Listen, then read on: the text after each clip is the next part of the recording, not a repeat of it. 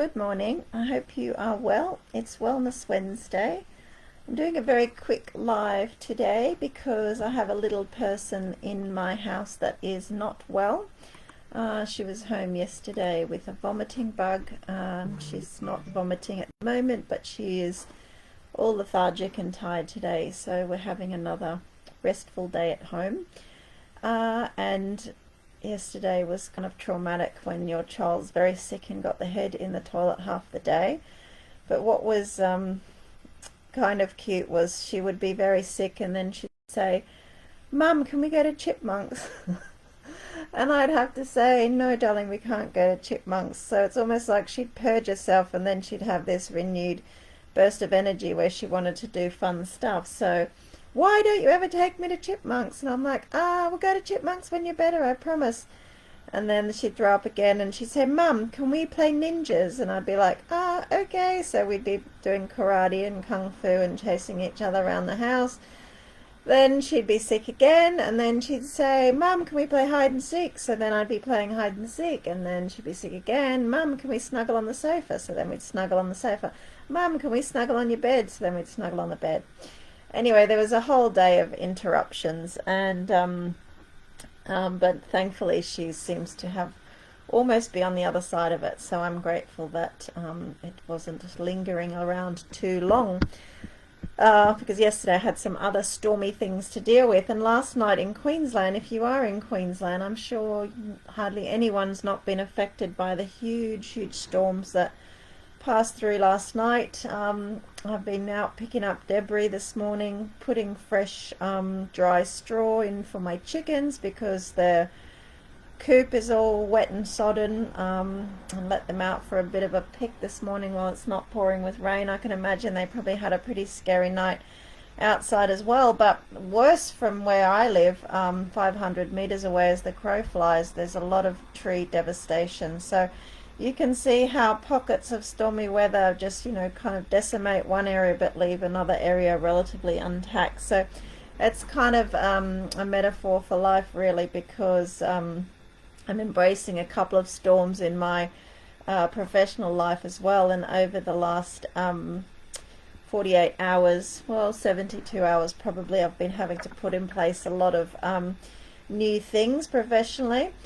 But it's given me renewed motivation, actually, because I think often when we have a period of destruction, devastation and storms, we can build back stronger, with better knowledge, better understanding of what we're faced with, what's possible, what's not possible, and who we want to have working with us and living with us and supporting us. So that's really kind of apt in many areas of my life at the moment. So it's a gentle reminder, but also a good reminder. And with the onset and the moving away from this period of atmospheric storms as well as professional storms, I'm actually feeling quite excited about what's to come. So yes, building back with better knowledge and going forward with renewed energy and a chance to do things differently. So that's been pretty cool, actually.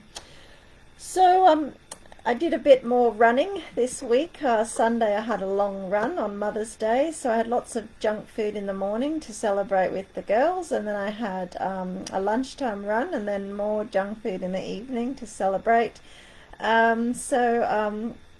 Obviously when you're running longer distances, you're building up your endurance, but you're also putting your body under increased stress. Your body will respond in different ways, and also it depends on what your mind tells you your body is feeling. And when I'm out running and I feel a pain in my body, I'm reminded of a talk that Deepak Chopra gives, where he had to, and he didn't have to, but he went to be a monk, I think in India for about 3 months, and he had to go begging for food. He had to walk around with no shoes on, and he did all the things that monks do. And after a few days from walking around with no shoes on, because obviously he's from the West, so he would have had very soft feet, one of his feet was very sore. So every time he put his foot down on the earth, it pained him a lot. and he told the monk nearby him that his foot hurt very much when he walked on it. And the monk said to him, well, don't think about the foot being painful on the ground, think about the relief when it's not on the ground. So it's like pain, not pain, pain, not pain. So rather than focus on the pain that you feel when the foot touches the ground, focus on the relief that you feel when the foot's off the ground. So as I'm running and I feel a pain coming on in an area of my body that I haven't experienced before, I think, that's an interesting pain. And then rather than focus on it and going, oh, that hurts, it hurts, I think to myself, okay, well, how does it feel when it's not paining? And I just focus on the relief, and then fairly soon afterwards I notice the pain disappears and that pain doesn't come back again. So I've been toying with this, mind-body connection, and what we tell ourselves when we have aches and pains, because our brain will always tell us, stay in bed, it's too wet, you're a bit achy and tired, don't go out today, or oh, you've done enough, or this hurts, or you're too old, or you're too fat, or you're too this, or you're too this. Our brains will always tell us these things, and so we can constantly be challenging them. Yes? Okay, I'll be there in a minute. She's hungry. By the way, if you're available for a few rounds of hide and seek later, please pop over. That would be good because I do need to get some work done. So just send me what times you're available to play hide and seek, and I'll schedule you in. Thanks. Yeah, I'm coming, darling. I'm just talking. I'll be there in a minute, okay? Thank you. So how do we ask our body for help? So my knees and my feet have been a bit tired, so I wrote to my body a little letter and I wanted to read it to you. It's kind of kitsch, but I wanted to give you the idea of what I'm talking about. So I wrote this in my journal, my Be Wild journal. So, dear feet and knees, this year I'm putting you both under additional stress, I know. I apologize for the suffering, aches, black toenails and toe socks. I'm very grateful to you both for helping me on this journey of self-discovery, learning and new friendships. I promise to look after you with good shoes, stretches, supplements, massages and compassion. I think we're doing so well, and in the past 3 years you've really impressed me overcoming plantar fasciitis and sciatica. I know all that extra weight I was carrying and lack of exercise and stretching was not good for you, and I apologize for not caring for you properly. You really have coped so well with all the changes in my life, and I value you as two of the most important assets and friends. I just want to say thank you and I love you. I'm excited about where we'll go next. All my love, Chrissy. So that's a little letter I wrote to my feet and knees to thank them.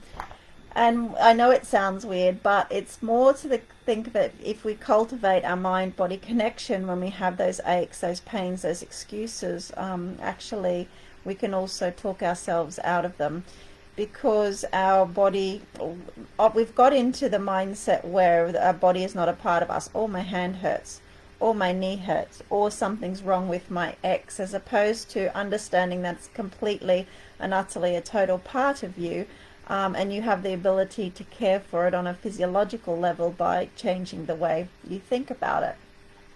And that's really important. And this is also a friend of mine, magnesium body lotion with lavender oil, so that helps my tired, achy mum bones and bodies too. So I just wanted to share that with you. It's kind of important to keep cultivating that mind-body connection, to appreciate your body, to talk to your body, to thank your body, and to give it the nourishment and care that it needs. So on Friday night, we had an event at the Drill Hall Studio in London, where am I living? In Townsville, and many artists donated artworks to auction off for a specific project in Poland that is supporting more than 50 Ukrainian families. It's not a project that I've personally been involved in to date, but I really wanted to support this event so that I could explain to people how we can help in so many different ways. And we donated books and artworks from the books, from my children's books, and I gave a short talk and I challenged the more than 200 people that were attending to help us raise more money than we'd raised the week before in Charters Towers. So in Charters Towers, for their fundraising morning tea, we've raised in around $9,000, which is amazing, and that money's been moved on for very specific things, which is happening now. And then I'm pretty sure with the artworks, the auction, the entry tickets, we will have raised well over $10,000 for the art auction, which is going directly to help Ukrainian people. So that's really special that communities can come together and to do good things and to be invested emotionally as well as mentally and financially. So that is super wonderful. And really for me, Mother's Day this year was about giving back. So my friend Yana, who's Ukrainian, she escaped Ukraine with her mother. She's not a mother herself, but she had to escape. We took her elderly mother with her when they escaped. They've been safe in Poland for the last 2.5 months. So she had identified to me a Ukrainian mother with 3 children, doesn't speak English or Polish. The children, one of them has special needs, and they were wanting to continue with online learning in Ukrainian because Ukrainian schools are now reoffering their online learning, including universities and so on and so forth. But she didn't have any devices. Her only device, which was her mobile phone, was damaged and broken when she was escaping. So we found a way to purchase a new laptop and a new iPad for her and her 3 children so they can continue their online remote learning remotely and have a chance to finish the school year, which is actually usually in July, comes to the end of the school year in summer. So that was really special to see Oksana and her 3 children receiving those gadgets on Mother's Day. And the kids were very, very grateful, and there was lots of beautiful messages and videos. And then I also helped Anna. Anna left with her son, Siva. You've seen them probably on some of my social media. Anna is hosting and has been hosting a number of amazing events for Ukrainian mums and children in Krakow. So they get in excess of 100 people at each of their meetup events where they do activities and games and languages. That's where I read my koala book last Monday night, which was really beautiful.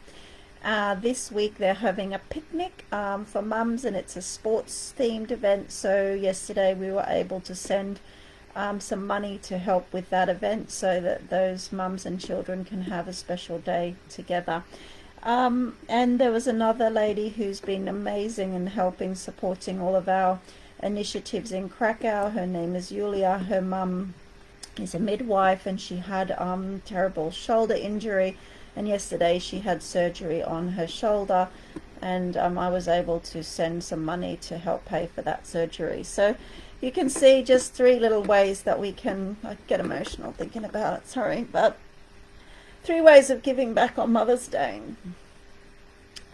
And because Monday was the 9th of May, and we know the significance of the 9th of May, I was determined not to look at the news and to see anything that anyone was reporting about what Russia was doing. I was only focusing on the good things that are happening. So one good thing that I did see was that First Lady Biden and First Lady Zelensky, First Lady Biden went to Ukraine on Mother's Day to meet with First Lady Zelensky to show solidarity and support on Mother's Day.